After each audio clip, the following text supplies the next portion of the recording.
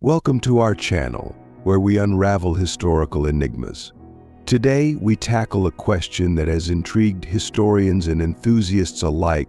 Are there ancient Egyptian records that document the Exodus, the plagues of Egypt, and the escape of the Hebrew people? The answer is a compelling yes. There are significant documents that appear to offer archaeological evidence shedding light on these momentous events.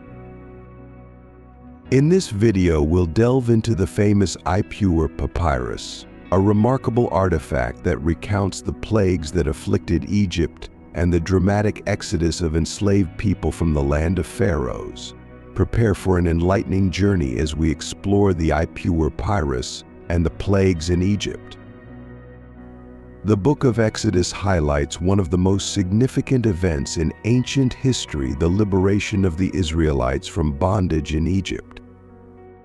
This monumental episode is characterized by the 10 plagues that struck the Egyptians and the miraculous parting of the Red Sea, marking a divine intervention that has echoed through millennia.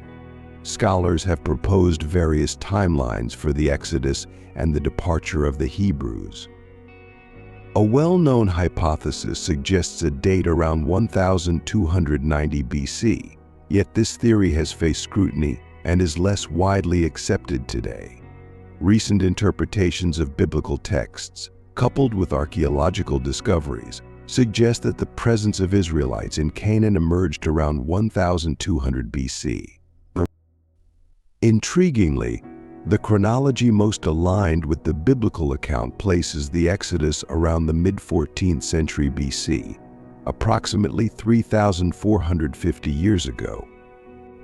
An ancient document known as the Ipuwer Papyrus, composed in Egyptian hieratic script during Egypt's 19th dynasty, currently resides in the Rijksmuseum van Oudheden in Leiden, Netherlands. This papyrus, containing the admonitions of Ipuwer, is a subject of heated academic debate. The Ipuwer Papyrus is one of the most controversial texts in Egyptology, as it mentions plagues that besieged Egypt, the escape of slaves, and even the Nile turning to blood, events that closely mirror the biblical account of the Exodus. The discovery of the Ipuwer Papyrus occurred in the first half of the 19th century, during a period when numerous ancient Egyptian artifacts were being unearthed. Many of these findings were made by untrained merchants, often seeking quick profits from their discoveries. The Ipuwer Papyrus came into the possession of Giovanni Anastasi, then consul in Egypt for Sweden and Norway.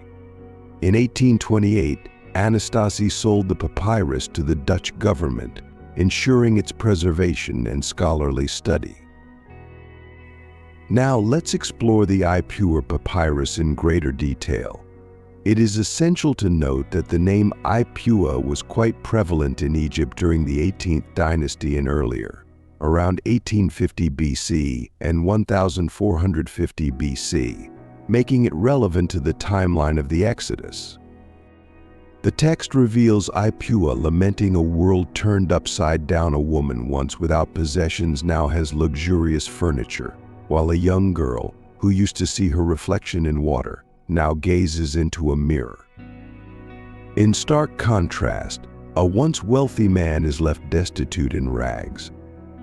Ipuwer appeals to the Lord of all, a title attributed to both the king and the sun god Ra, imploring divine retribution against his enemies while reminding them of their sacred obligations.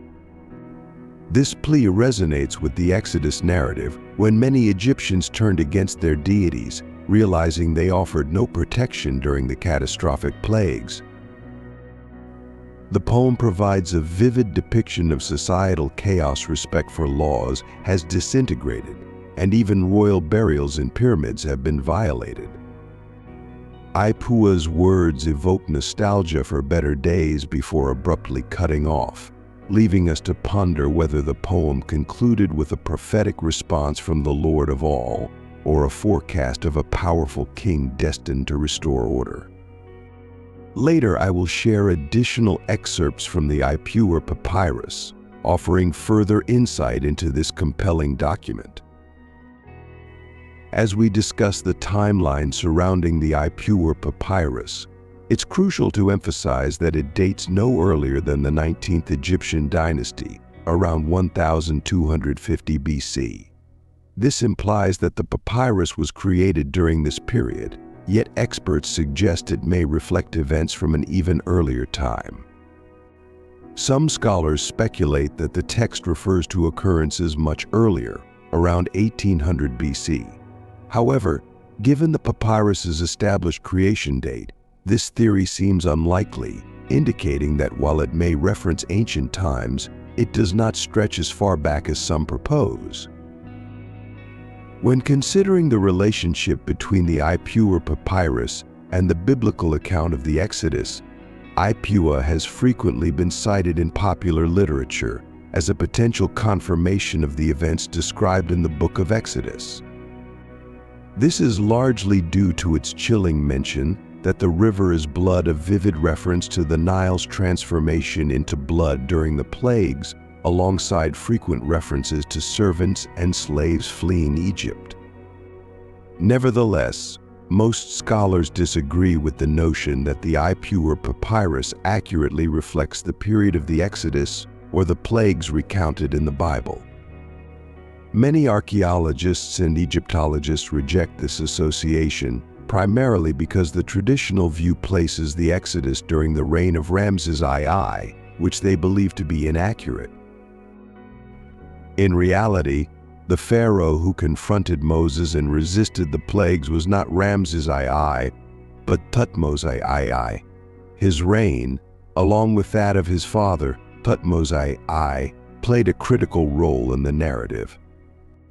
Thutmose I ordered the heinous killing of infants, while Thutmose I was the pharaoh who ultimately faced Moses and the devastating plagues unleashed upon Egypt.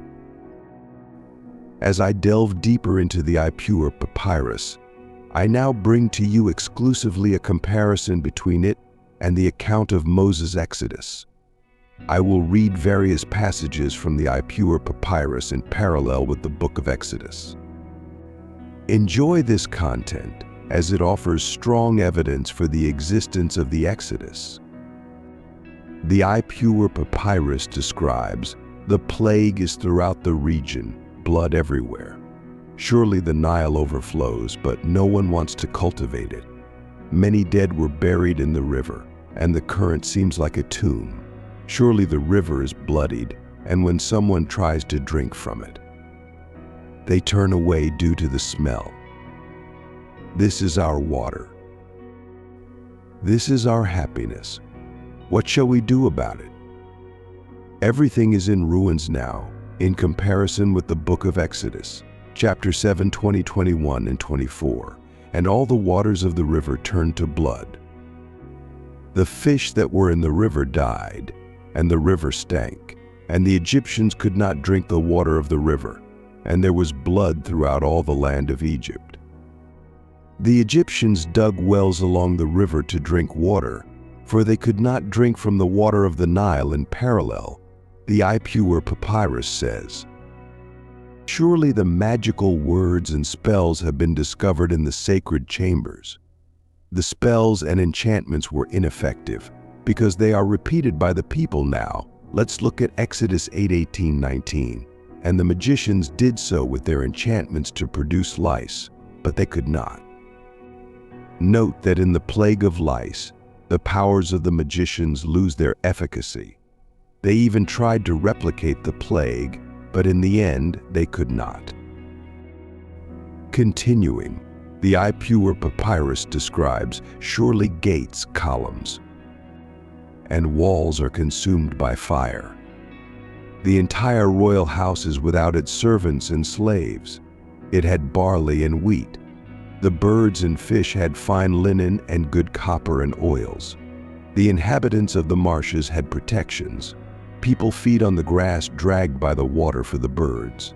No grain or grass can be found. Barley appeared on all the roads. Surely what could be seen yesterday has disappeared. The land is abandoned due to barrenness, and likewise the cutting of linen." This description from the Ipuwer Papyrus reflects the chaos caused by the plagues of Egypt. With the land devastated and natural resources scarce, very similar to what is described in Exodus regarding the destruction and suffering in Egypt. Now, observe the striking similarity with the plague of fiery hail mentioned in Exodus 9:23-26, as well as verses 31 to 32, and also in 10:15, fire came down on the earth, and there was hail and fire mixed. Note that the similarity is remarkable with the Ipuwer Papyrus, which reports how columns, gates, and walls were consumed by fire. Continuing, the hail struck all the land of Egypt, hitting everything that was in the field, both man and beast. It struck all the grass and broke all the trees of the field. Again, observe the similarity with the Ipuwer Papyrus, which talks about the scarcity of barley, wheat, birds, and fish, in addition to mentioning that people fed on the grass, dragged by the water, while the birds could not find grain. The similarity with the book of Exodus is extremely striking. Continuing with the reading of Exodus, only in the land of Goshen, where the children of Israel were, there was no hail. The flax and barley were damaged. For the barley was in the ear and the flax in bloom. But the wheat and spelt were not affected because they had not yet grown. Nothing green remained, neither tree nor grass of the field, in all the land of Egypt. Once again, observe the striking similarity when the Ipuwer Papyrus states that barley has perished on all the roads, that nothing seen yesterday can be seen, and that the land was abandoned due to sterility. Continuing with the Ipuwer Papyrus, surely all the herds of goats are with hearts crying, the cattle cry out because of the state of the land, and in the same way the flocks wander without shepherds, bewildered, and no man can gather them, each trying to bring back those marked with his name. Now, comparing with the book of Exodus 9 verses 3, 19-21, behold, the hand of the Lord will be upon your cattle in the field, upon the horses, donkeys, camels, oxen, and sheep. There will be a very grievous pestilence. Send and gather your cattle and all that you have in the field, for every man and animal that is found in the field and is not brought home will die when the hail comes. But he who did not regard the word of the Lord left his servants and cattle in the field. The Ipuwer Papyrus also mentions that the day did not dawn, which aligns with the account in Exodus 10:22. There was thick darkness in all the land of Egypt for 3 days. As for the plague of the firstborn, the Ipuwer Papyrus describes, surely the sons of the great were dashed against the wall. Surely the children of the nobles were abandoned in the streets. Surely the people have diminished in number, and whoever buries his brother is found everywhere. There is a groaning mixed with lamentation throughout the land now. Observe the remarkable similarity between the book of Exodus and the account in the Ipuwer Papyrus. In Exodus 12:29, it is written, "He struck all the firstborn in the land of Egypt." From the firstborn of Pharaoh, who sat on his throne, to the firstborn of the captive, who was in the prison, and all the firstborn of the animals. And there was a great cry in Egypt, for there was not a house where there was not one dead. Note the connection between this great cry and the great groaning mixed with lamentations mentioned in the Ipuwer Papyrus, exactly what Exodus describes about the death of the firstborn. Finally, there is something very interesting in the Ipuwer Papyrus, which mentions surely gold, lapis lazuli, silver, turquoise, carnelian, and bronze are placed around the necks of the slave women. This contrasts with Exodus 12:35-36, and they asked the Egyptians for jewels of silver, jewels of gold, and clothing, and they gave them what they asked.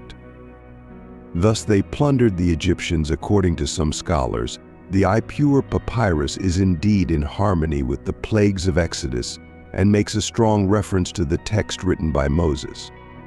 In my perspective, it is very likely that the Ipuwer text is a copy of a diary from the time of the Exodus, found in some library of the time or in the house of a librarian, considering that the Egyptians revered Thoth and treated history and literature as a form of worship to the gods, needing to remain faithful to the writings.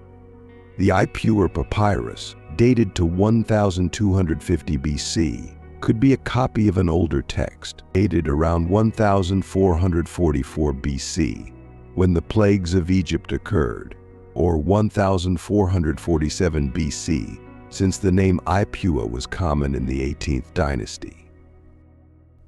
As we conclude our exploration of the Ipuwer Papyrus, it's essential to reflect on the profound implications of this ancient document. The parallels drawn between the plagues described in the papyrus and the biblical Exodus narrative invite us to reconsider the historical context of these monumental events. While some scholars remain skeptical about direct correlations, the vivid descriptions found within the Ipuwer Papyrus echo the chaos and calamities faced by Egypt during the time of the Exodus. This artifact serves not only as a testament to the literary prowess of ancient Egypt, but also as a potential bridge linking history and faith. The lamentations of Ipuwer resonate with the collective memory of a people grappling with divine wrath, societal upheaval, and the eventual liberation of the Israelites. The assertion that these plagues transformed lives, dismantled social structures, and ultimately led to a divine intervention underscores the weight of the Exodus story. Furthermore, the continued study of the Ipuwer Papyrus invites us to delve deeper into the complexities of ancient history, archaeology, and biblical scholarship. Each discovery adds layers to our understanding of the past and highlights the enduring power of these narratives in shaping cultural and religious identities. As we ponder these connections, we are reminded of the importance of preserving our historical records and interpreting them with care. The Ipuwer Papyrus stands as a beacon of inquiry, urging us to ask questions, seek truth, and appreciate the rich tapestry of human experience woven through time. Thank you for joining us in exploring the Ipuwer Papyrus and the plagues in Egypt. Please share your thoughts and remember to subscribe so you don't miss out on more exciting videos on our channel.